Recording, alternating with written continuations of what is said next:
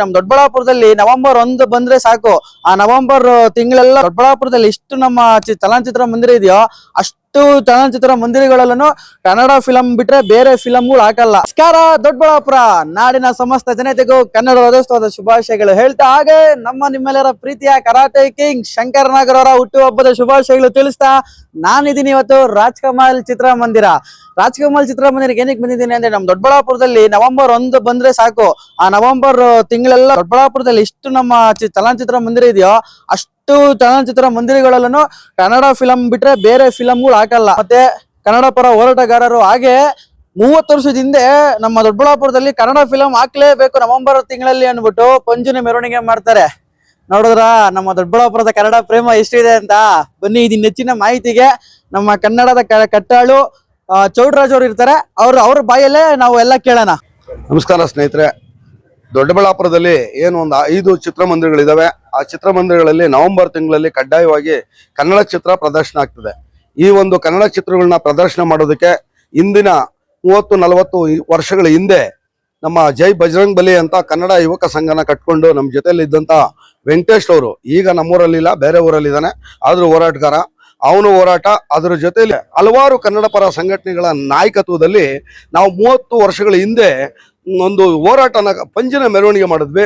ಆ ಪಂಜಿನ ಮೆರವಣಿಗೆ ಮಾಡುವುದರ ಮೂಲಕ ಎಲ್ಲಾ ಚಿತ್ರಮಂದಿರಗಳಲ್ಲೂ ಕಡ್ಡಾಯವಾಗಿ ನವೆಂಬರ್ ತಿಂಗಳಲ್ಲಿ ಕನ್ನಡ ಚಿತ್ರಗಳು ಪ್ರದರ್ಶನ ಮಾಡಬೇಕು ಅಂತ ಅದರ ನೇತೃತ್ವನ ಜೈ ಬಜರಂಗ್ ಬಲಿ ಕನ್ನಡ ಸಂಘಟನೆಯನ್ನ ಕಟ್ಟಿ ಅವಾಗ ತಾನೇ ನಮ್ಮ ಜೊತೆಯಲ್ಲಿ ಹೋರಾಟಕ್ಕೆ ಧುಮುಕಿದಂತ ಬಜರಂಗ್ ಬಲಿ ವೆಂಕಟೇಶ್ ಅಂತ, ಅವರ ಅಣ್ಣನೂ ಸಹ ಹೋರಾಟಗಾರರು ಕೇಶವ ಅಂತ, ಅವರ ತಮ್ಮ ವೆಂಕಟೇಶ್ ಅವರ ನಾಯಕತ್ವದಲ್ಲಿ ಅಂದಿನ ಹೋರಾಟಗಾರರು ಕುರುಬ್ರಳ್ಳಿ, ಮುತ್ತೂರು, ವೀರೋಧನಪಳ್ಯ, ಕಚೇರಿಪಳ್ಯ ಮತ್ತು ಸಿದ್ದನಾಯಕನಹಳ್ಳಿ ಹಲವಾರು ಯುವಕರು ಮಿತ್ರರನ್ನು ಸೇರಿ ಕನ್ನಡ ಹೋರಾಟನ ನಾವು ಸ್ಟ್ರಾಂಗ್ ಮಾಡಿದಾಗ ನಾವೆಲ್ಲ ಹೋರಾಟಗಾರರ ಪ್ರತಿಫಲ ಇವತ್ತು ಕನ್ನಡ ಚಿತ್ರ 30 ವರ್ಷಗಳಿಂದ ನಿರಂತರವಾಗಿ ನಮ್ಮ ದೊಡ್ಡಬಳ್ಳಾಪುರ ನಗರದಲ್ಲಿ ಕನ್ನಡ ಚಿತ್ರಗಳು ಯಶಸ್ವಿಯಾಗಿ ನಡೀತಾ ಇದ್ದಾವೆ.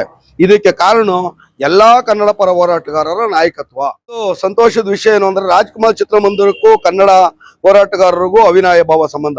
ರಾಜ್ಕುಮಾರ್ ಚಿತ್ರಗಳು ಅತಿ ಹೆಚ್ಚು ದೊಡ್ಡಬಳ್ಳಾಪುರದಲ್ಲಿ ರಾಜ್ಕುಮಾರ್ ಚಿತ್ರಮಂದಿರದಲ್ಲೇ ಪ್ರದರ್ಶನ ಆಗಿದ್ದಾವೆ.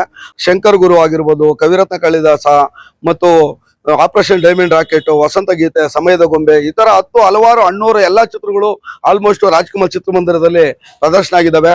ಆ ಒಂದು ಚಿತ್ರಮಂದಿರಕ್ಕೂ ಅಣ್ಣವ್ರು ಬಂದಿದ್ದಾರೆ, ಪುನೀತ್ ಅವ್ರು ಬಂದಿದ್ದಾರೆ, ಶಿವಣ್ಣ ಬಂದಿದ್ದಾರೆ, ವಿಷ್ಣು ಸಾರ್ ಬಂದಿದ್ದಾರೆ ಆಲುಂಡತ್ ಅವ್ರಿಗೆ, ಮತ್ತು ಯಮಕಿಂಕರ ಸಂದರ್ಭದಲ್ಲಿ ಪ್ರಭಾಕರ್ ಅವರು ಬಂದಿದ್ದಾರೆ, ರವಿಚಂದ್ರ ಬಂದಿದ್ದಾರೆ, ಮತ್ತು ಹಲವಾರು ನಟರುಗಳು ರಾಜ್ಕುಮಾರ್ ಚಿತ್ರಮಂದಿರಕ್ಕೆ ಬಂದಿದ್ದಾರೆ.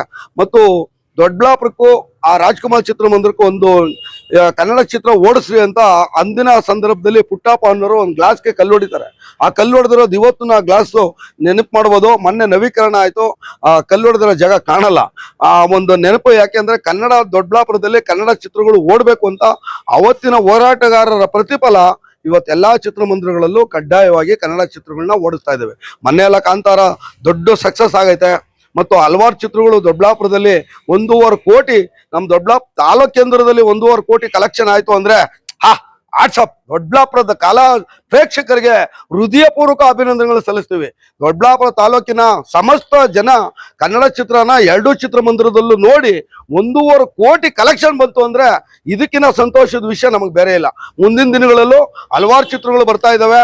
ಲ್ಯಾಂಡ್ ಲಾರ್ಡರ್ ಬರ್ತಾ ಇದೆ, 45 ಬರ್ತಾ ಇದೆ, ಇನ್ನ ಹಲವಾರು ಚಿತ್ರಗಳು ಬರ್ತಾ ಇದಾವೆ. ಎಲ್ಲ ಕನ್ನಡ ಚಿತ್ರಗಳನ್ನು ನೋಡ್ಲಿ ಅಂತ ನಾವು ದೊಡ್ಡಬಳ್ಳಾಪುರ ತಾಲೂಕಿನ ಜನತೆಗೆ ಹೃದಯಪೂರ್ವಕವಾಗಿ ಕೇಳ್ಕೊಂತಾ ಇದ್ದೀವಿ. ಧನ್ಯವಾದಗಳು.